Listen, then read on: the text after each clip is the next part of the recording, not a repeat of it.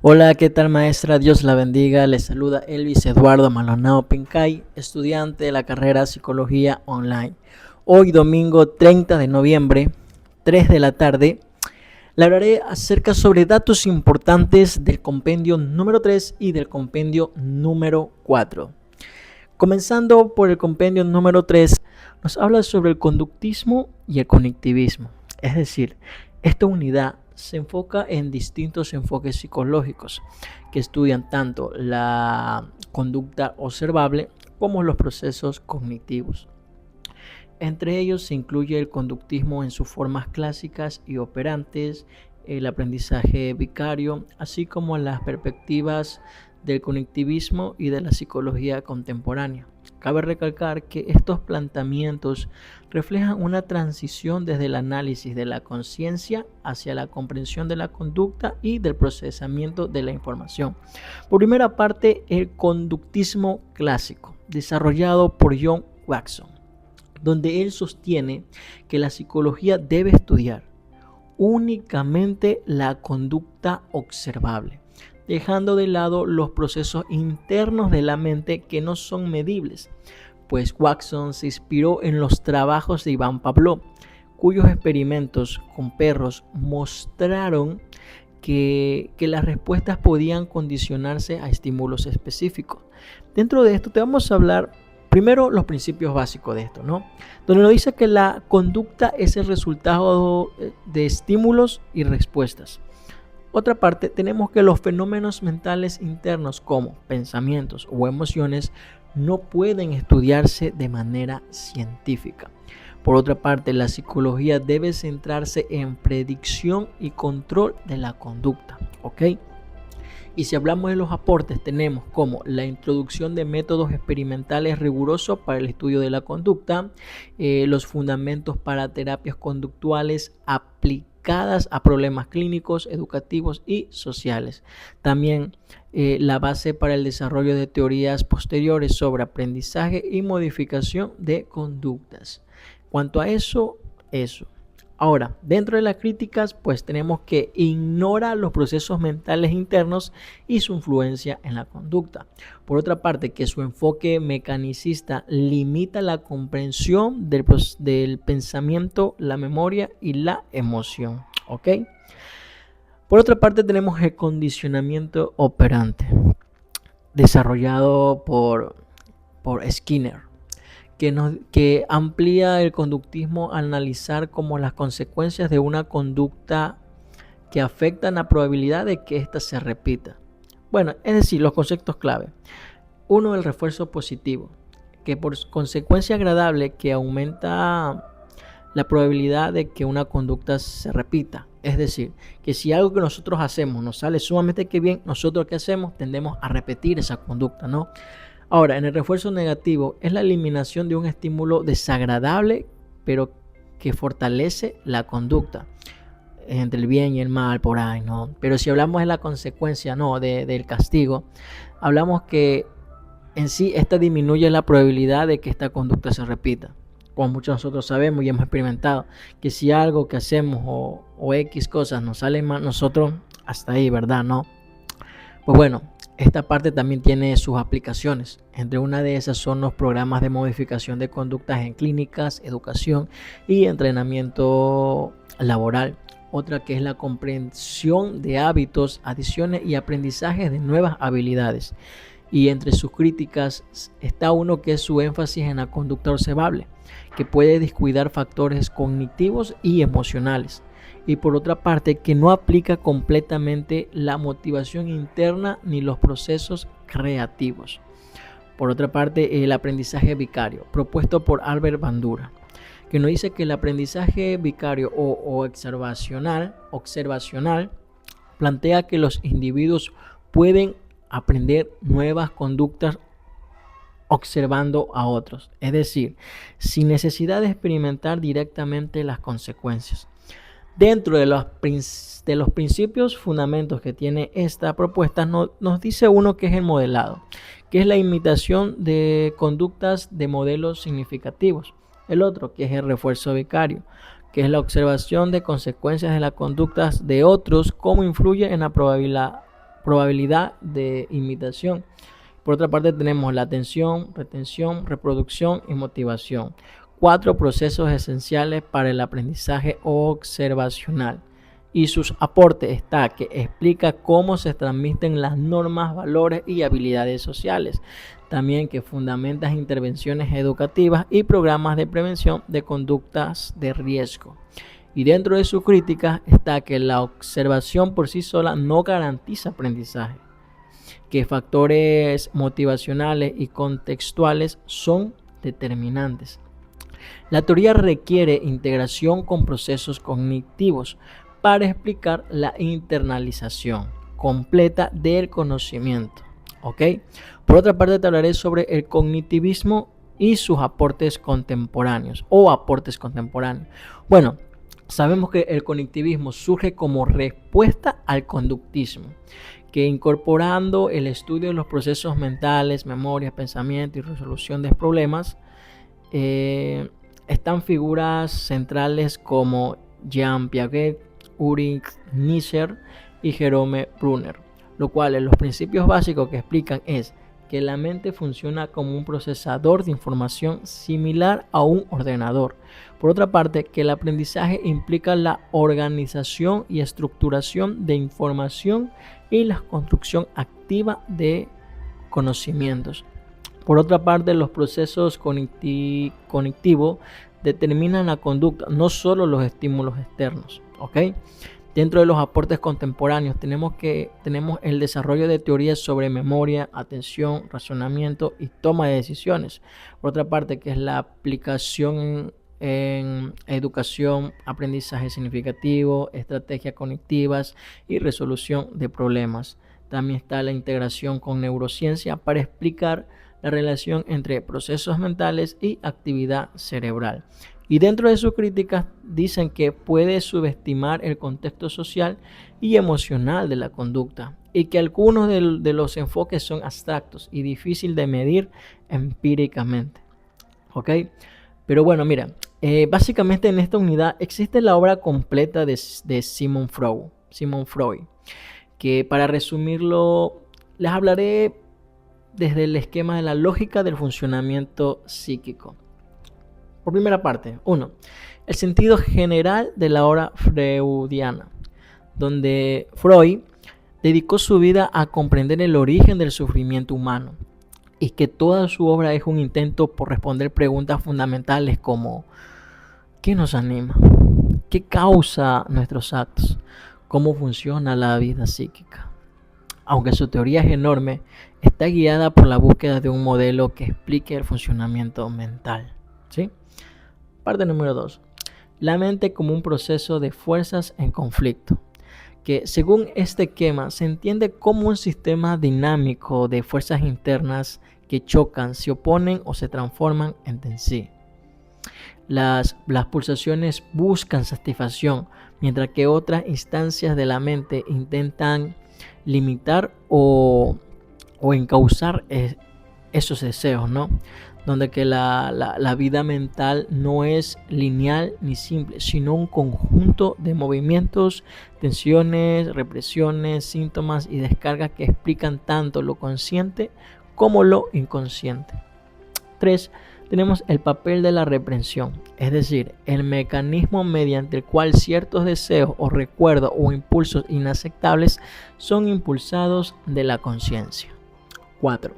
El inconsciente como sistema activo, un sistema vivo que organiza, transforma y presiona hacia la satisfacción de las pulsiones. Freud sostiene que gran parte de nuestras acciones tienen raíces inconscientes. 5. El yo como mediador frágil. El yo ocupa una posición intermedia, donde debe enfrentar las exigencias de las pulsaciones internas y al mismo tiempo las normas externas representadas por la moral y la realidad. 6. El superyo como instancia crítica, donde el superyo vigila y juzga al yo, generando culpa cuando hay deseos o conductas que no coinciden con lo permitido. Y bueno, parte 7, los síntomas y formación de compromiso, que básicamente que cuando el yo no logra manejar adecuadamente las tensiones entre las pulsiones y la moral a la energía psíquica reprimida, se manifiesta a través de síntomas que aparecen como soluciones de compromiso entre lo deseado y lo prohibido. Y sí, la teoría es larga, pero tratando de simplificar un poco. Por ejemplo, 8, la cura psicoanalítica, que Freud básicamente quiso explicar que este esquema, que la cura consiste en hacer consciente lo inconsciente, es decir, comprender el origen de los síntomas y liberar la energía reprimida que genera sufrimiento. La interpretación, la asociación libre y el análisis de los sueños son herramientas para descubrir estos conflictos. El objetivo final del psicoanálisis es ampliar el espacio del yo, reducir el poder de la reprensión y permitir que la persona viva con más autonomía psíquica. Y bueno, basado al libro de este compendio, a partir de 227, nos habla sobre la clínica de la neurosis, cuyo personaje principal es Jake Lacan.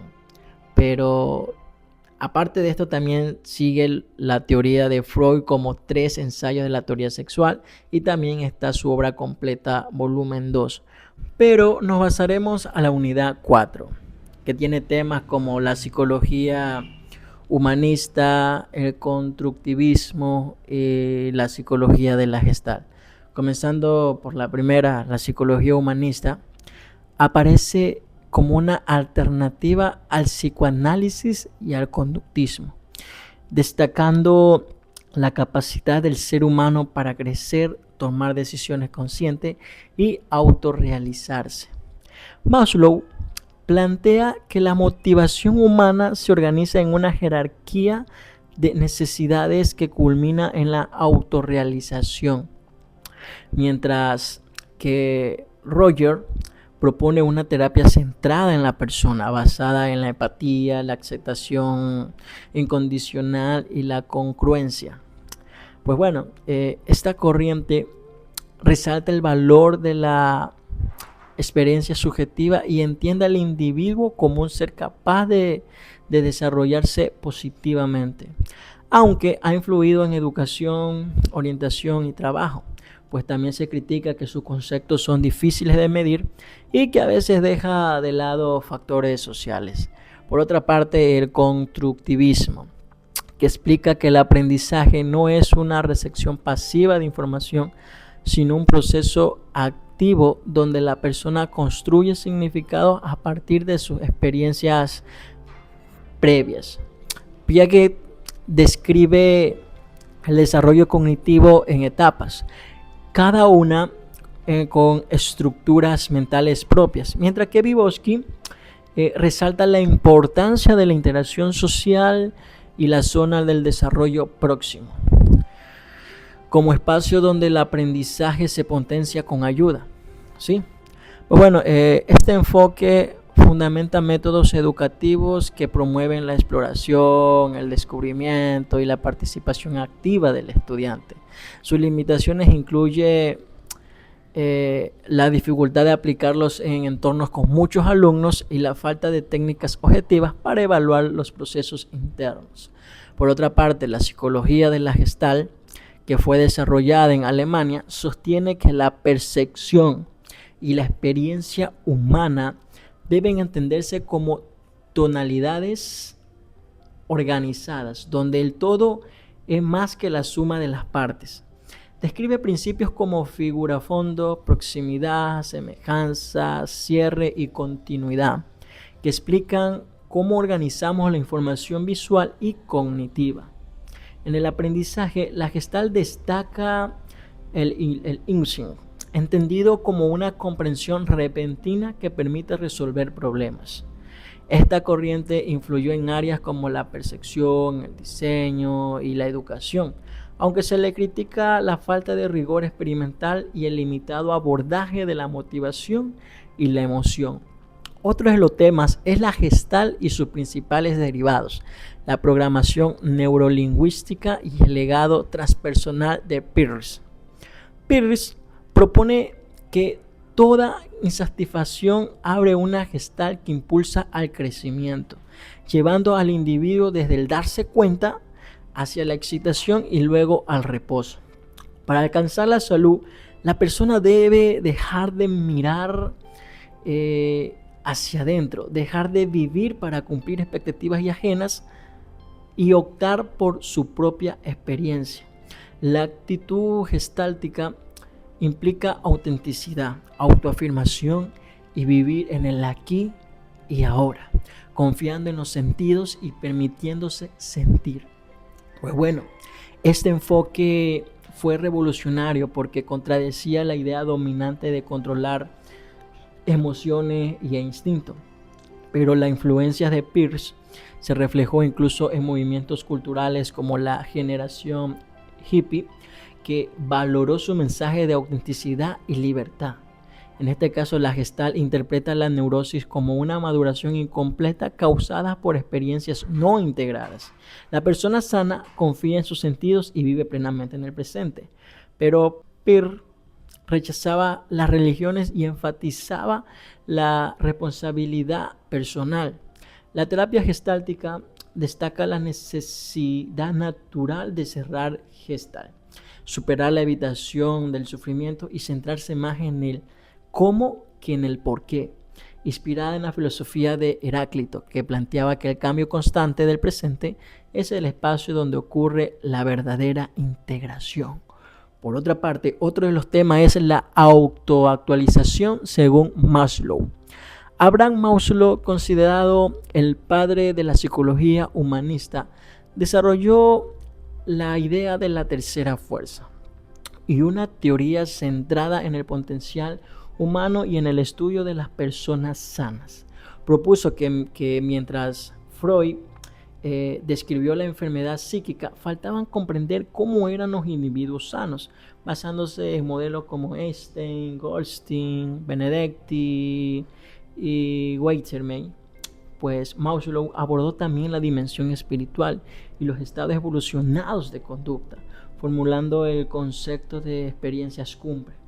Pues bueno, también es conocido por su teoría de la motivación humana y la pirámide de necesidades. Además de su obra titulada como Hacia una psicología del ser, donde defendió la existencia de un potencial humano innato y aspiraciones superiores presentes en cada persona. A pesar de que él mismo dudaba del impacto de sus ideas, estas se volvieron ampliamente reconocidas, que en el año 1967 recibió el premio al mejor psicólogo del año de la Asociación de Psicología Humanista. Pues con su teoría autoactualización, Maslow puso énfasis en la salud mental y el funcionamiento pleno de la personalidad, articulándose con propuestas de Carl Rogers y vinculándose al proceso de individuación de Carl Jung, que su enfoque también pues influyó en autores como Fritz Perls y Schneider Schurach. Pues finalmente el desarrollo histórico de la psicología humanista incorpora también la obra de Viktor Frankl, quien integró la dimensión espiritual mediante la actitud noética. Y uno de los últimos temas es la logoterapia de Frankl. La logoterapia creada por Viktor Frankl plantea que la búsqueda de sentido es la motivación principal del ser humano y que se fundamenta en las experiencias que él vivió durante los años que pasó en los campos de concentración. Pues en ese escenario de trabajos forzados, climas extremos y constantes amenazas de muerte, Frank descubrió que quienes lograban encontrar un propósito, ya fuera una persona amada, una meta o figura, una actitud interior, podían soportar el sufrimiento con mayor fortaleza. Él mismo sobrevivió aferrándose al sentido que le otorgaba su vínculo con Tilly y la decisión de asumir una actitud interior libre pese a la pérdida de libertad externa. A partir de estas vivencias, Frank desarrolló una terapia centrada en los valores, la espiritualidad y la libertad interior, proponiendo que incluso que en las circunstancias más extremas la persona podía elegir la actitud con la que enfrentaba su realidad. Esta perspectiva abrió paso a la dimensión espiritual del ser humano, olvidada por gran parte de la psicología occidental de su tiempo. Además, introdujo la actitud noética y técnicas como la intención paradójica y la de reflexión orientadas a reemplazar el foco del por qué hacia el para qué, movilizando la voluntad de sentido. Pues su aporte principal fue ofrecer una psicoterapia basada en el significado, dirigiendo la mirada hacia el futuro como el único tiempo posible para construir y sanar. La logoterapia se ha demostrado especialmente relevante en situaciones de dolor profundo, pérdidas afectivas, enfermedades terminales, crisis existenciales y momentos en que la vida parece carecer de dirección. Pues para Frank, otorgar un sentido al sufrimiento permite trascender el dolor, recuperar la proactividad y reencontrar un camino vital capaz de sostener al individuo incluso ante las adversidades más, pero más severas. En cuanto al compendio número 4 nos habla de estos temas, la logoterapia, bueno, todo es importante, pero muchas veces, como lo explica en este contexto, esta teoría de la logoterapia ha sido olvidada. Pero ¿qué más énfasis hace hoy en día, más en la actualidad, con todos los acontecimientos del país? Muchos no sabemos a dónde ir o a qué ocurrir, pero a veces la ayuda está internamente. Nosotros decidimos con qué enfrentar las situaciones que se nos presentan. Sin decir nada más y nada menos, saludos y bendiciones. Muchísimas gracias.